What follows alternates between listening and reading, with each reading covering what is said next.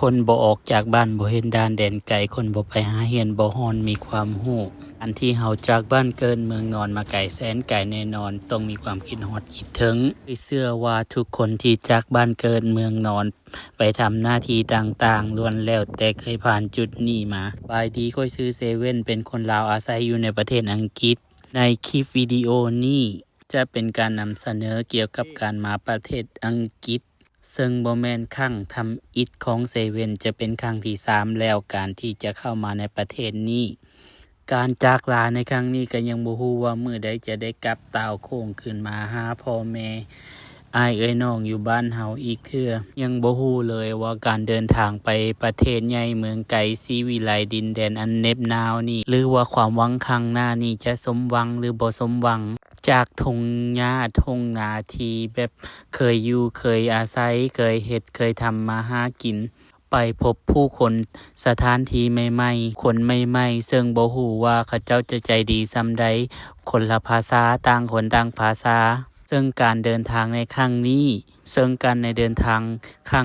แม่นต้องใช้เวลาและใช้ความอดทนออกเดินทางกันเลยกระเป๋าขึ้นรถ2แถวสถานีขนส่งปากซองเมืองสองขอนแขวงสะหวรรณเขตข้ามรถไปต่ออยู่มุกดาหารประเทศไทยแลนด์บอกเลยว่ากว่าสิฮอดนี่บ่แม่นง่ายต้องใช้ความอดทนเพราะว่า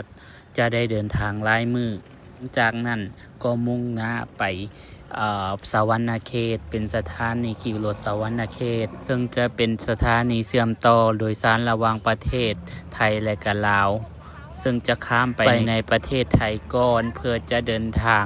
ต่อหลังจากเดินทางมาประมาณ35กิโลเมตรโดยสารเพิ่นก็ได้พักจอดให้เฮากินน้ำกินข้าวซึ่งจุดนี้เพิ่นห้องว่าหลัก35เป็นบอนขายเครื่องขายปิ้งไก่บ่ต้องยากลงไปซื้อแม่ค้าสาวขายเพิ่นจะแล่นมาถามโลดปิ้งไก่บ่ก็บ่เข้าใจคือกันคนขายยังบ่ฮู้ว่าตัวเองขายหยังแล้วยังมาถามค่อยว่าปิ้งไก่บ่แล้วเซเว่นก็เดินทางมาฮอดสถานีหรือว่าคิวรถโดยสารสะหวรรณเขตมุกดาหารซึ่งเป็นสถานีโดยสารระหว่างประเทศเพื่อที่จะมุ่งหน้าไปต่อสนามบินสุวรรณภูมิหลังจากนั้นก็จะได้จ้างแท็กซี่ทีแรกคิดว่าสิจ้างแท็กซี่ไปสนามบินสุวรรณภูมิแต่เนื่องจากว่ารถติดแหงและย่านบ่ทันเวลาก็เลยบอกแท็กซี่ให้ไปสถานีรถไฟฟ้าพญาไทแทนซึ่งแท็กซี่ที่ข้าพเจ้าได้ขึ้นมานี่เพิ่นใจดีเพิ่นจะถามว่าเฮาไปไสและเพิ่นก็สามารถนำพาเฮาไปแล้วก็มาฮอดสถานีรถไฟฟ้าพญาไทรับรองว่าสถานีนี่รถเต็มแออัดแน่นอนเพราะว่าทุกคนต้องการเดินทางไปสนามบินสุวรรณภูมิแล้วก็เดินทางมาถึงสนามบินสุวรรณภูมิเป็นสนามบินที่ใหญ่ระดับโลกผู้คนนะแน่นหนาอังอ๋อแออัดสุดๆหลังจากมาฮอดแล้วก็เตรียมตัวเช็คอินโหลดกระเป๋าเดินทางหลังจากได้ตัวแล้วเฮาต้องไปกวดเวลาแล้วตรวจสอบเบิงเกตหรือว่าประตูที่เฮาจะขึ้นนั้นจะแจ้งเตือนในกระดานเวลาว่าจะเดินทางไปไซเวลาใดจุดหมายปลายทางอยู่ไซกันบ่ให้ตัวเองลืมก่อนขึ้นเครื่องเซเว่นก็จะได้แวะมาเติมพลังก่อนด้วยการสั่งอาหารเมนูสุดโปรดกะเพราไก่ไข่ดาวราคานี่เป็นราคาสนามบินแหงจากเดินทางมาอิดอ่อนเพียกะหิวข้าวแหงโซะกะเพราไก่ไข่ดาวยังแซ่บหนัวแต่ที่จริงแล้วเค็มไปหน่อยนึงเซเว่นกินบ่สนหัวไผทั้งนั้นแหงกินแบบมุมมามคือคนตายอึดหิวแล้วกะเพราไก่ไข่ดาวแล้วบ่พอเติมด้วยน้ำมักม่วงน้ำปั่นมักม่วงนี่หวานน้ำปั่นมักม่วงนี่หวานแซ่บซ้อยสดชื่นถึกใจแหง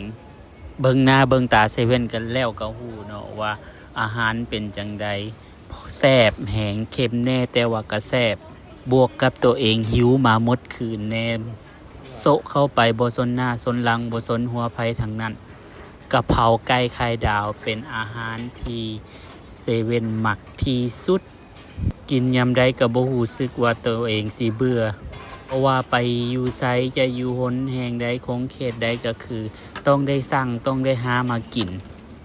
ตำบักหุ่งก็คือกันอาหารประเภทนี้บ่ว่าจะอยู่ไสต้องได้หาต้องได้ซอก หลังจากกินข้าวอิ่มน้ำสำนันแล้วก็ได้เวลาออกเดินทางแล้วเราจะต้องได้ไปเช็คเอาท์อยู่ที่อาคารผู้โดยสารขาออกซึ่งอาคารผู้โดยสารขาออกจะมีเจ้าหน้าที่เพิ่นกวดสิ่งของต่างๆว่าเฮาสามารถเอายังเข้าไปได้แน่เหตุของเหลวคือห้ามเอาเข้าไปเลยเช่นว่าน้ำดื่มบนแม่นบ่สามารถเอาเข้าไปได้แต่ว่าตุกเป่าสามารถเอาเข้าไปได้หลังจากนั้นก็ได้เวลาขึ้นยนต์แล้วบรรยากาศข้างในยนต์นี่ก็จะเต็มไปด้วยผู้โดยสารจำนวนหลายหลังจากยนต์ขึ้นหรือว่าเทคออฟได้ประมาณ3ชั่วโมงพนักงานเพิ่นจะได้มาเสิร์ฟอาหารตามที่เฮาสั่งและนี่ก็คือห้องน้ำอยู่ในสายการบินเซเว่นกับการเดินทางนี้จะเป็นอีหยังบ่ฮู้บ่เข้าใจตัวเองคือกันเวลาเดินทางไปไสบ่ว่าจะเป็นทางรถหรือทางยนต์ทางใดก็ตามจะต้องได้เข้าห้องน้ำประมาณ10เทื่อการปวดเหี่ยวนี่เป็นอีหยังที่ทรมานที่สุดหัวไผเป็นคือเซเว่นบ่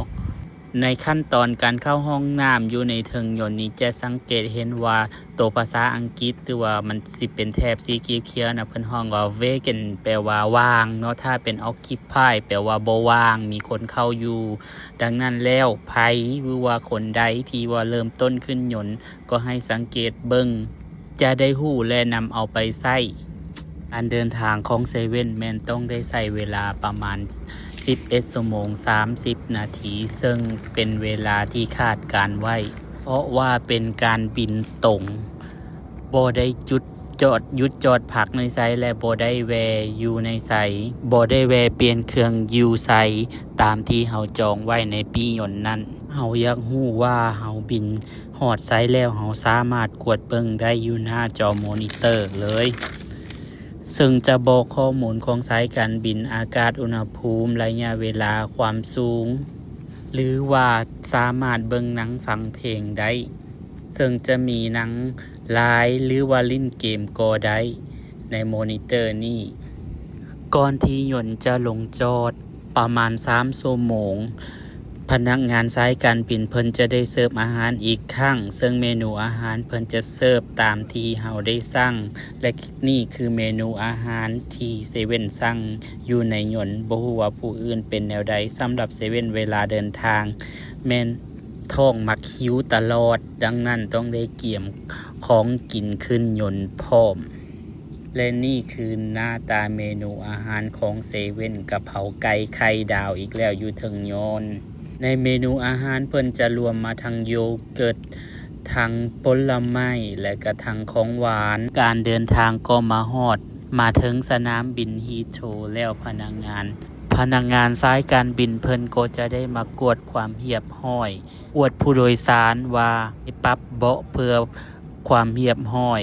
เพื่อความปลอดภัยของผู้โดยสารแล้วประกาศแจ้งเตือนให้ผู้โดยสารทราบว่าสายการบินได้เดินทางมาฮอดสนามบินฮีโธรแอร์พอร์ตแล้วจากฮอดสนามบินฮีโธรแอร์พอร์ตต้องได้ผ่านด่านต่อมก่อนหมอเพิ่นก็จะถามบ่หลายหรือว่าแล้วแต่บุคคลก็บ่ฮู้แต่สำหรับเซเว่นแม่นประมาณ3นาทีแล้วก็ปล่อยให้เข้าไปในประเทศโลดและนี่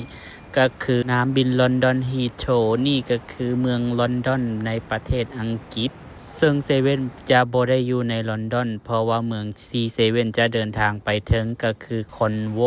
งั้นแล้วเซเว่นต้องได้มาต่อรถเมล์หรือว่ารถบัสอยู่สนามบินลอนดอนฮีโธรเทอร์มินอลหรือว่าภาษาอังกฤษเพิ่นจะฮ้องว่า Coach Station ก่อนจะเดินทางก็ต้องได้มาเติมพลังก่อนด้วยไซโกโนนี่บ่แม่นคอลลาเจนผิวขาวเด้อแม่นคอลลาเจนผิวขาวแต่บ่แม่นคอลลาเจนที่ผสมกับสติงเด้อไซโกโนต้องผสมน้ำดื่มสะอาดเท่านั้นอันเดินทางของเซเว่นจากสนามบินลอนดอนไปคอนโวจะได้ใช้เวลาประมาณ9ชั่วโมงซึ่งเซเว่นจะได้ใช้เวลาอันยาวนานแสนไกลเพื่อสิฮอดเดินทางจากบ้านมาสวรรณเขต1มื้อเดินทางจากสวรรณเขตมากรุงเทพ1คืนทางจากกรุงเทพไปสนามบินสุวรรณภูมิ1มื้อและเดินทางจากสนามบินสุวรรณภูมิสู่ลอนดอนฮีโธรแอร์พอร์ต1คืนบ่ง่ายเลยเพื่อจะเดินทางไปสถานที่แห่งใดแห่งหนึ่งที่ไกลๆนี้ยากลำบากสุดนี่คือ ภาพแวดล้อมที่เซเว่นจะได้เดินทางไปสู่เมืองคอนโวซึ่งจะได้ผ่านภูเขาลำเนาป่าซึ่งจะได้พบพอกับสภาพอากาศอันหนาวเหน็บบางคนก็คิดว่ามันงามความจริงแล้วมันเป็นธรรมชาติที่สวยงามแต่ว่ามันก็โหดร้ายสำหรับมนุษย์หรือว่าคนบ่เคยได้อยู่หรือว่าอาศัยอยู่ในเมืองนอกมันเป็นความทุกข์มันหนาวมันรู้สึกหนาวถึงว่าเราจะตุ้มผ้าห่มผ้าไปประมาณ 3-4 สั้นแล้วก็บ่รู้สึกอุ่น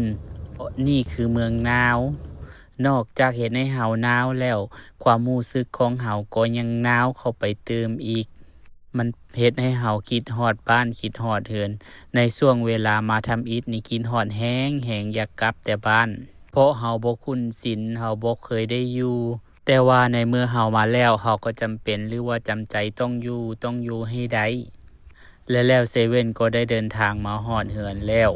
พอเดินทางมาฮอดเรือนอากาศก็ต้อนรับเลย-1 องศาสภาพอากาศในปีนี้เป็นสภาพอากาศที่เลวร้ายที่สุดสภาพแวดล้อมภายนอกเป็นเกล็ดน้ำแข็งในหม้อหรือว่าต่างๆแข็งตัวเบิดเป็นน้ำก้อนซึ่งจะเห็นได้จากวิดีโอนี่ว่าน้ำก้อนแข็งแห้งแล้วก็บ่แม่นแข็งบางๆได้แข็งหนาๆเลยแต่ว่าหิมะบ่ตกในเมืองเซเว่นอยู่นี่หิมะบ่ค่อยตกเพราะว่าเซเว่นอยู่ใกล้แคมป์ทะเลดังนั้นแล้วจะมีแต่ฝนจะตกเป็นส่วนหลายมีอย่างหนึ่งสิเล่าค่าแท็กซี่เดินทางมาแต่เฮลสตันสู่เฮือนนี่ประมาณ3 กิโลแม่นประมาณ20 ปอนด์20 ปอนด์คูณให้4ก็ถึกอยู่ประมาณ800 กว่าบาทค่าแท็กซี่อยู่พี่โคตรเลือดแฮงทั้งหมดทั้งมวลนี่ก็เป็นเรื่องราวการเดินทางของเซเว่น Journey to the West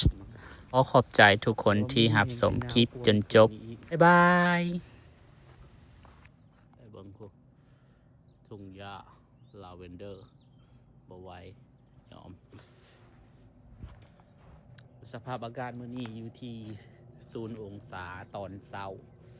ตอนเที่ยงน่าจะประมาณสูงสุดน่าจะประมาณ5 องศาแหละกะตอนกลางคืนน่าจะติดลบ